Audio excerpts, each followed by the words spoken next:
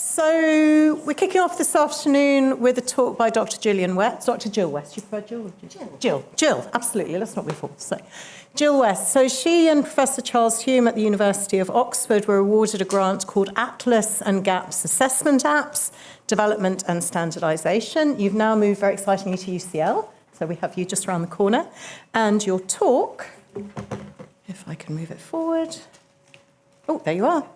Is language screening at scale. So thank you, Jill. Lovely. Thank you very much, everyone. So I hope people aren't too sleepy after lunch. And I'll try not to make you feel sleepier as we go through this. So first of all, again, I just want to say a huge thank you to the Heather van der Lely Foundation for funding part of this work that I'm going to talk to you about today, and a really important part of it, which was the first standardisation of the app that I'm going to talk to you about. I'm going to very quickly sort of set the scene, if you like, give the rationale for the development of this language screener that was called Atlas, but we found out that was trademarked, so it's now called Language Screen.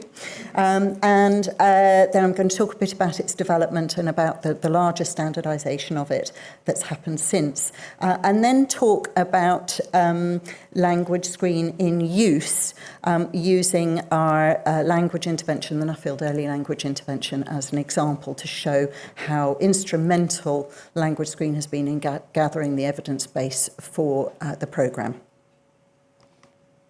So very quickly first, telling you lots of things that you already know, but we know that oral language skills are really foundational for all of education, and particularly for children learning to read and to write. They're also really vital for children's good socio-emotional development, including their behavioural adjustment to school, so how well they adjust to coming into school when they're aged 4. And while language ability itself is on a gradient, we also know that 7 to 10% of children have really significant long-lasting language difficulties. So these are children who would qualify for a label of developmental language disorder, for example. But, you know, there are lots of children in between on that gradient from great language skills through to very poor language skills. There are lots of other children who also struggle in school because the language skills are not good. We know that language skills are strongly correlated with social disadvantage as well. So that suggests if we want to reduce social inequalities, then supporting language development of children and doing whatever we can in the early years is probably quite a good place to start. And we know that there's an additional challenge for children coming into school when they speak a different language from the language instruction at home. And so while EAL status itself is not a predictor of academic success, proficiency in English for those children is. So it's really important that children coming into school who speak another language at home have good English language skills as quickly as possible. And in some of what I'm going to tell you about also will show that it's not often easy to spot these language difficulties in children, and I think I'm probably preaching to the converted here, but these difficulties are often hidden, especially if they're receptive language difficulties. It might in the early years just be a child who's quiet in the classroom, who's keeping their head down, maybe copying others in order to look as if they're able to cope. It's quite hard to identify these children. But screening these children can identify them really early on so that they can benefit from intervention.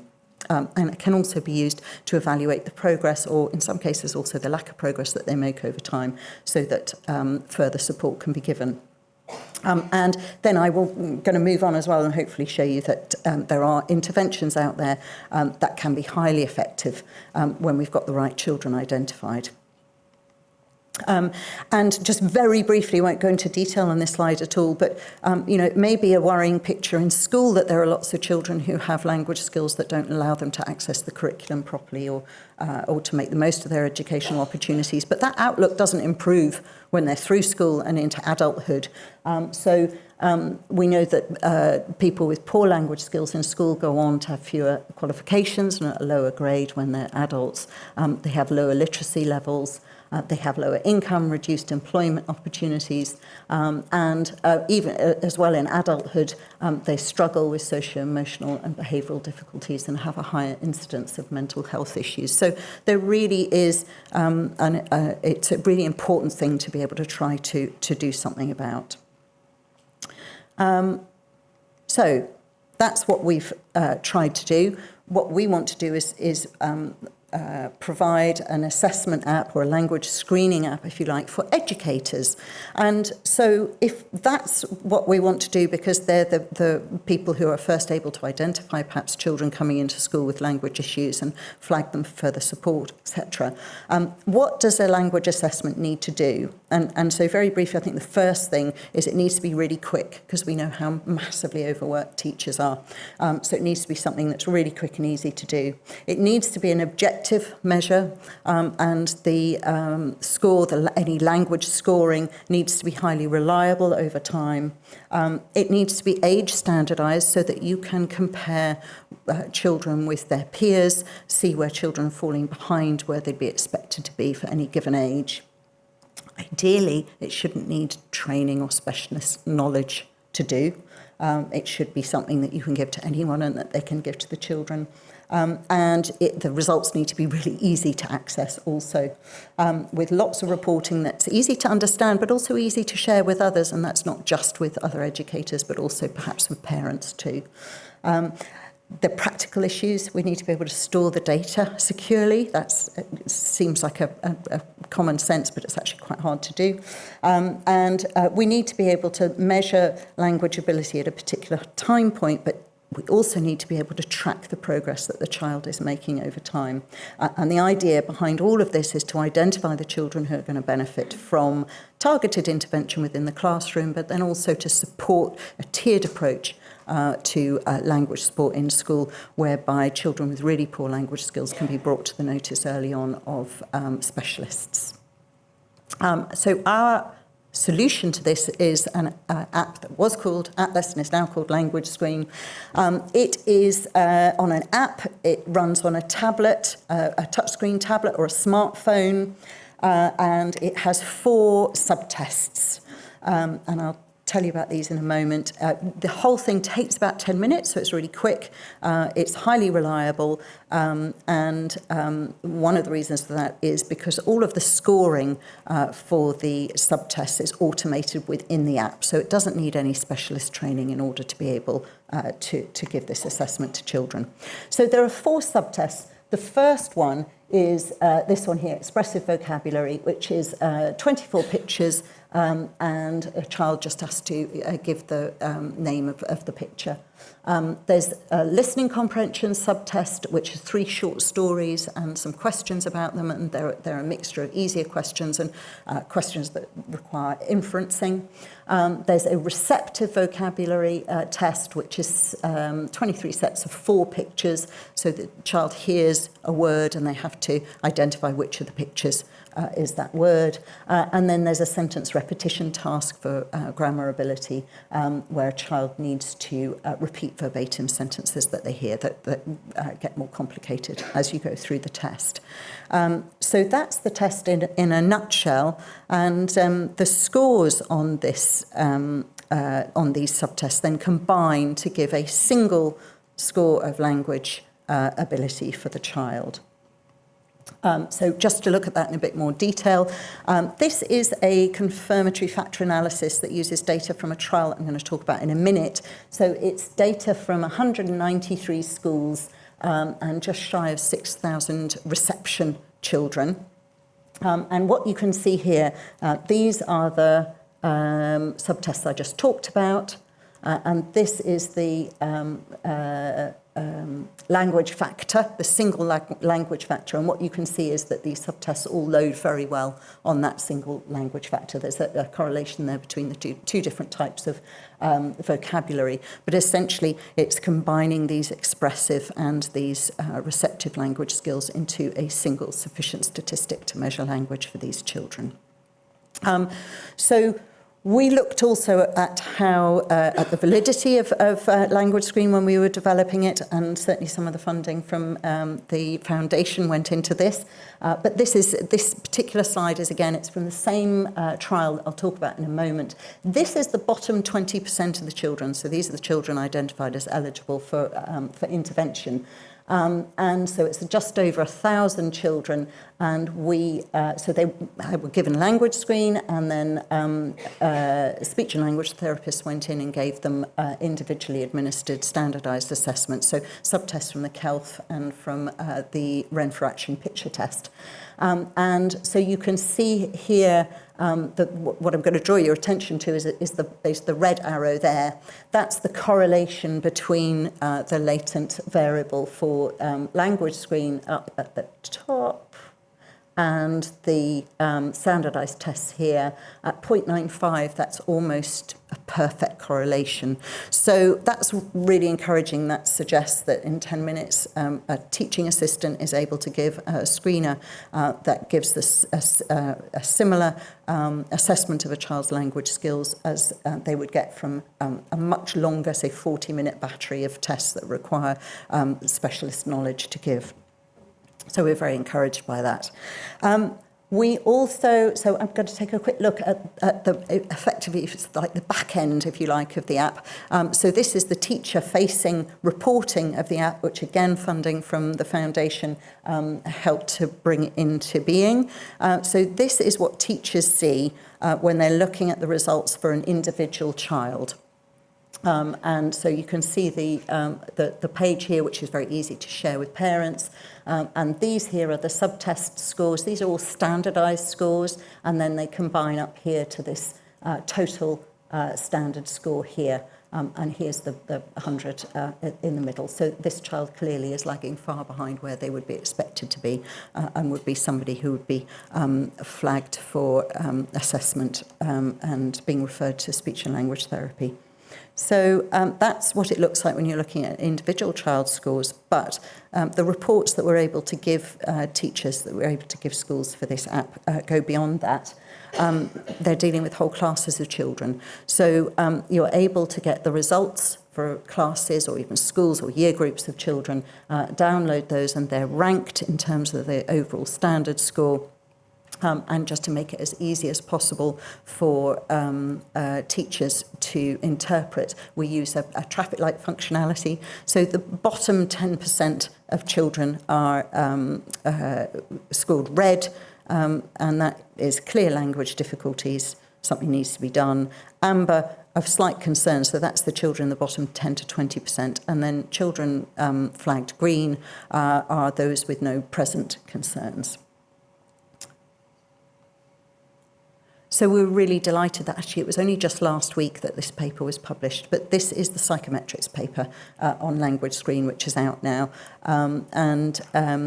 So it details the rash modelling that was used to evaluate item difficulties, etc., and they're fit to the model, and this single sufficient statistic that Language Screen uses for children's language skills. And I'm just going to dive into a couple of figures from the paper to show you. I was delighted to see Fiona's violin plots. I like violin plots too, but this is a figure from the paper which looks at children's language ability. So you can see on that y-axis there is the raw score that children are getting on Language Screen in 6 months bands here. So what you see, this point here and here and here and so on, are the medians in each of these 6 month bands, and you can see that they're increasing with as children get older. But what's really clear is these long tails that you can see here, which are children with language difficulties. So that's really an issue. That's what we want to be able to use Language Screen to identify, and that's what we then want to be able to use intervention to remediate insofar as is possible. And what you can see from there is that these tails of underperformance, if you like, even widen over time. So getting in early is really important. We'll look at Another figure that's in the paper also, this is looking at children coming into school with English as an additional language. What we see with Language Screen is that on average, this is children who come from, who are monolingual English speakers receive higher Language Screen scores than children who speak another language at home. And so those are the children in red here who are monolingual English speakers, and the children with English as an additional language are here. So you do see that gap narrows over time, but it doesn't close. So I think that's also something to think about, that additional challenge that these children face, particularly in the early years when they're getting their education in English. It's really important to improve the English language skills of these children, irrespective of any difficulties or lack of difficulties they might have in their home language. And then one other graph that I draw to your attention, which is really important, especially given the impact that we know COVID has had in widening the disadvantage gap for children. But this is demonstrating this really strong relationship between Language Screen scores and socioeconomic status. So along the bottom of this graph is a school level indicator of deprivation. So these are deciles that are based on the amount of children claiming free school meals in schools, whereby 1 is the most advantaged schools with almost no free school meals, and 10 is a huge amount of children that qualify for free school meals. So it's not a bad indicator, even if it's not child level. And here you have the Language Screen standard scores. And what you can see is this really alarming slope that shows that the language skills of children in schools in deprived areas are really far below that of their more advantaged peers. It's a really big difference. It's an 11 standard score point difference, which is equivalent to an effect size of 0.8. So that's massive. So we really need to be in those disadvantaged schools, particularly trying to do what we can. So I'm going to move on now to perhaps another part of the solution, we hope, not the whole solution, but part of it, which is a programme that I've worked on for a number of years, but Charles and Hume and Maggie Snowling and others have worked on for many decades now. That's the Nuffield Early Language Intervention. And I'm going to talk about how Language Screen has been involved in this programme and gathering the evidence for it. So Nellie is a 20-week programme for children in reception with poor language skills. So it's a really intensive intervention. It works on a withdrawal model. So children with poorest language skills in a class are taken out of the class in order to receive the sessions. It's designed to improve children's vocabulary and then also to develop their narrative skills. We're hearing first thing this morning from Julie just how important children's narrative is in terms of their language. So this programme is focused on teaching children words and getting them to use words. So it uses a multi-contextual approach to do that, gives them lots of opportunities to hear words and to use them in different contexts. But it also has a huge focus on supporting narrative development. So it introduces children to a wide variety of story types, from sort of traditional stories to picture stories of familiar events for the children to get to grips with. And it uses a multi-sensory approach where they have lots of opportunities to think about and talk about story elements and cause and effect and sequencing, get to grips with the vocabulary around that, connectives, etc. Think about inferences and make inferences, recognise emotions, and use the special words they've learned in the programme in this narrative context. And the focus of the entire programme is on getting children to produce language themselves. Nellie is fully scripted and it's delivered by trained teaching assistants. And at the point where I'm going to pick up the story, it had already been evaluated in 2 research trials and 1 efficacy trial, and those are the references for it there. So I'm going to tell you a little bit about a large-scale effectiveness trial that we ran. This was a cluster RCT.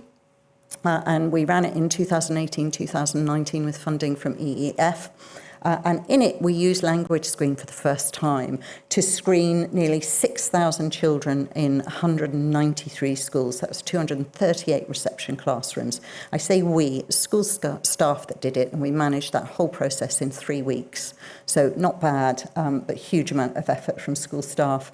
And we were then able to identify the 5 children in each class with the lowest scores. That's just over 1,000 children. They're the ones identified as eligible to receive this intervention, at which point a raft of really experienced speech and language therapists went in and administered these standardised assessments, language assessments.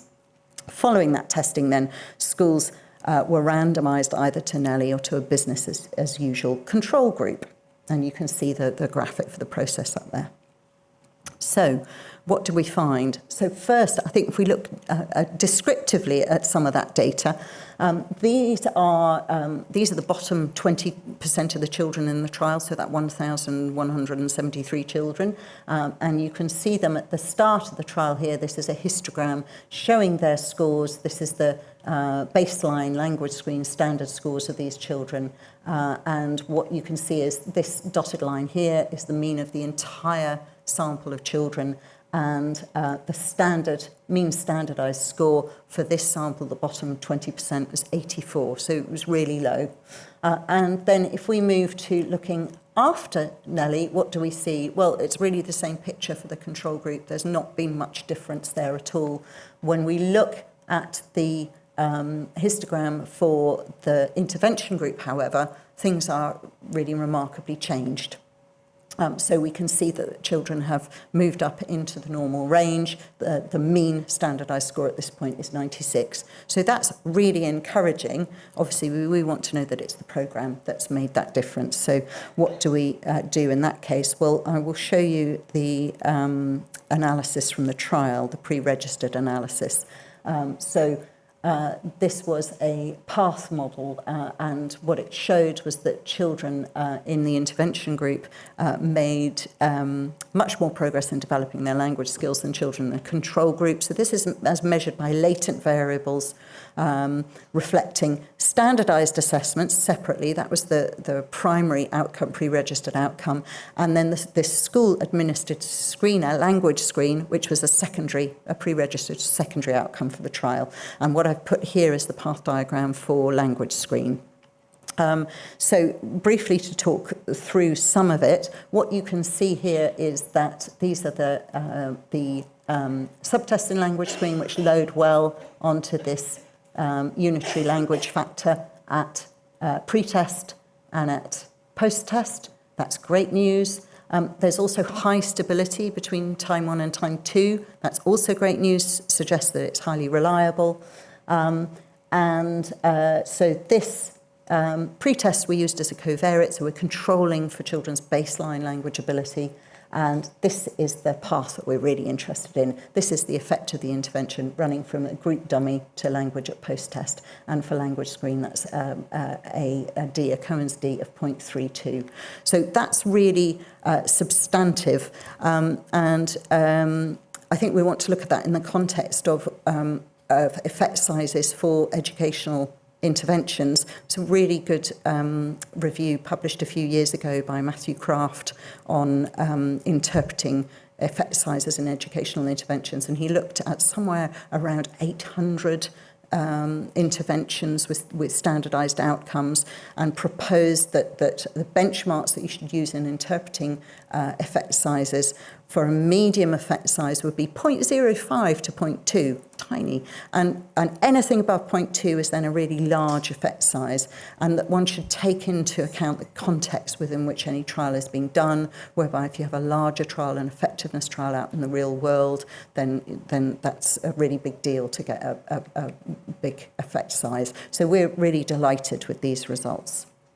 We also found that there was an effect on behavioural adjustment to school. We wanted that to be as a result of improvements in language. That's not what the data showed us, and it may be because that's just it being taken immediately at the end of the trial. But what we do think is that it's part of receiving an intervention like Nellie when you're a child who's perhaps struggling in the whole class and you're taken out into this supportive, intensive and structured session that is a Nelly session, where you're taught how to listen well and attend and rewarded for displaying those skills, and where you get a chance to work closely with a teaching assistant over an extended period of time.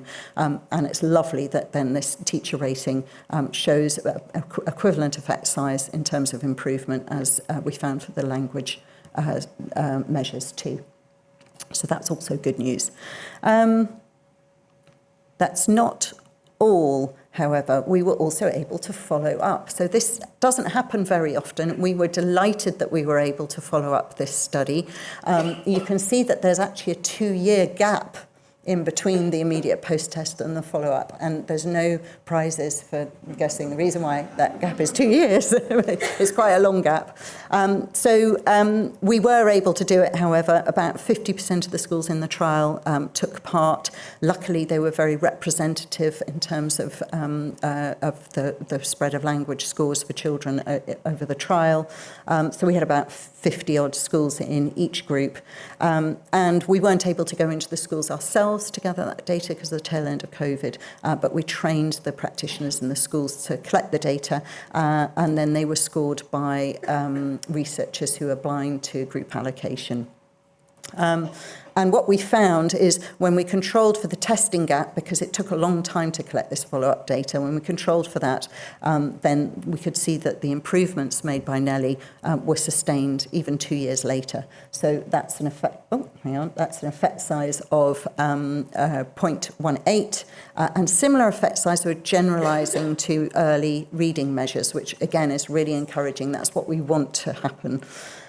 So at this point, or while this is all happening and this, the trial has just ended, the immediate trial has just ended, COVID arrives, and everyone is terribly worried, quite rightly, about the effect of learning loss for children and what would happen to children's language skills. So as a result of the effectiveness trial, we received money from the DFE to roll out Nelly in English schools, particularly focused on areas of high deprivation. We were given a target in the first year of 4,000 schools. Such was the appetite out there. We were able to deliver it to 6,700 schools in that first year, and then DFE made more funding available for another 4,000 schools the following year. And up until now, we've still got funding in place. We're in the 4th year of sustaining delivery in those schools with Nelly. So that's been enormous for us. Very briefly, 2 critical factors in scaling a programme like Nelly that I bring to your attention. The first is teacher training. So we had to pivot, or we pivoted to an online training model for Nelly when we scaled up, because doing this face-to-face when you've got tens of thousands of teachers is just not possible. But in fact, I would argue that our training, which I thought was great before, was even better by being delivered online, because we're able to make it even more comprehensive, and it's able to be delivered in a really flexible manner. So it's asynchronous, that teachers and teaching assistants can do it when they want to, bite-sized chunks, huge, afternoons, whatever they want to do. It's highly flexible, and it concentrates on not just on how you deliver the intervention, but what is oral language, the component skills in oral language, what strategies can be put in place to support children who are having language difficulties, and those are the strategies and techniques that are then in the programme. And then only at that point do you start to talk about the programme itself. And we then continue to support them throughout delivery with an online hub and mentors that are speech and language therapists and existing experienced practitioners of Nelly. So we've now trained, I think, getting on for 50,000 teachers and teaching assistants with this training model, and it's been highly effective, and it's now officially accredited by the CPD service.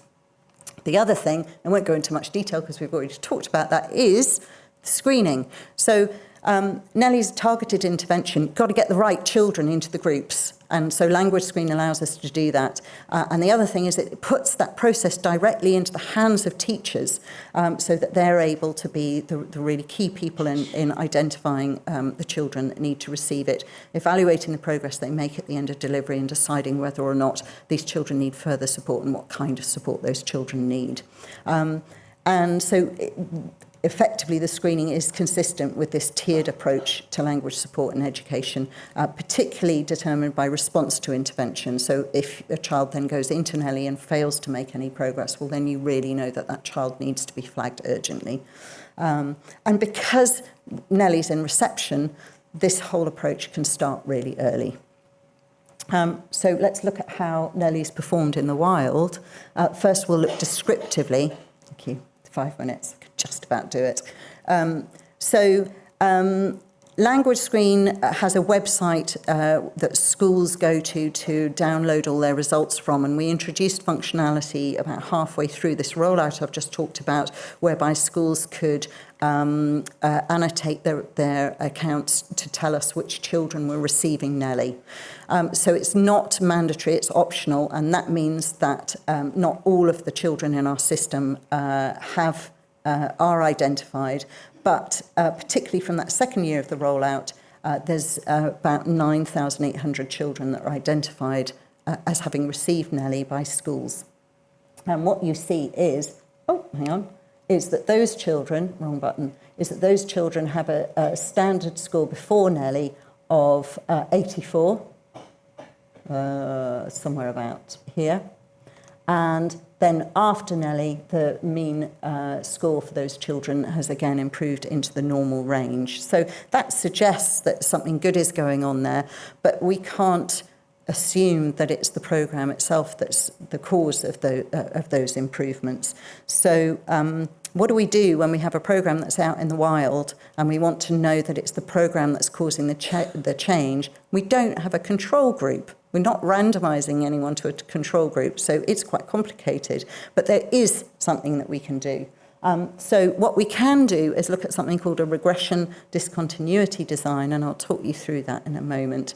And that effectively creates, if you like, an intervention and control conditions based on a cut-off score, in our case, language screen, at baseline, that really measures whether children have poor, at baseline, whether their language screen scores are poor and they're needing of intervention or not. So what it effectively does is compares then the performance of children receiving Nelly with a comparison group that's made up of children that have just missed out on being assigned to Nelly. And so this is what was done is in an independent evaluation run by NFER, and they used this RDD approach to analyse the language screen scores in 356 schools from the second year of the rollout. And so that's over 2,000 children who received Nelly, and their peers in their class is 8,000, just over 8,000 children. So the cut-off to assign these children to the groups, Nelly or not Nelly, was set at these lowest 5 children per class. So that's the recommendation given to schools. What you need to do if you're going to run a Nelly group is take the children with the lowest 5 scores. So how well did this cut-off work? We can only do an RDD if the cut-off really does account for how the groups are allocated. So that's step 1. And if I talk you through this graph here, each of these dots here is a child. This is language screen baseline scores. This is the cut-off. So the bottom 5 children or children who aren't in the bottom 5 normalised to 0. And in red here are the children that didn't receive Nelly, and in blue are the children that did receive Nelly. And so what you can see is that of the children that didn't receive Nelly, huge majority of them have scores above that cut-off. So that's great. They shouldn't have received it and they didn't. And correspondingly, here are kids that did, and the vast majority have scores that are below the cut-off, and they should have received Nelly, and great news is they did. And in fact, it's only about 3% here and here that didn't, either should have got it and didn't, or vice versa. So that's super. 1, it means that schools are using language screen as we intend them to, and 2, it means that we can perform an RDD design on the data, looking at the compliers, so looking at this group and this group. So what are we looking for in an RDD design? Very quickly, what we're looking for is that the effect of the intervention should be the difference between the outcomes of the intervention group and the extrapolated outcomes, assuming no intervention had occurred. So what does that mean? What it means is, here's The line of best fit for all of the data here for our comparison group, this is the pre-intervention language screen score. Here's our cutoff. So this is the line of best fit here. It's a regression line.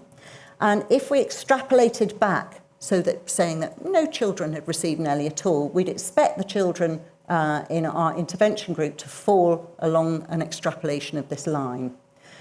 What we hope, because this is the post-intervention score, is that that's not what we find. We hope that at post-intervention the score is going to be much better, and that this is what we're looking at, this discontinuity between the two regression lines. That's what we want to find. So did we? Yes, we did. Yes. So this is really fantastic news. It's exactly what we wanted to find. We found that children who had got Nelly had made equivalent to 4 months additional progress. When this was looked at for children eligible for free school meals, that difference was even greater, which is just what we want to think, that it's really, really helping those kids that are more disadvantaged, equivalent to 7 additional months. So that's where we are at the moment with this work. I think I'm more or less run out of time now. Just summarising. So language screens, easy to use. It's an app-based screener, provides an accurate, reliable assessment of a child's oral language ability. It is consistent with this tiered approach that I talked about briefly. And language screen has played a huge role in Nelly's journey from research to implementation at scale, if you like, this tube line that we can see here of research, this pipeline. And it's really been integral in demonstrating that school-based language intervention at scale can be highly effective. And we hope that the government, whichever the government is on July the 4th, takes note.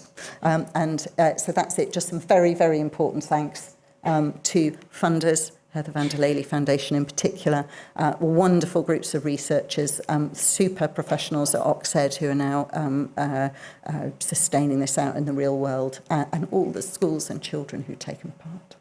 Thank you.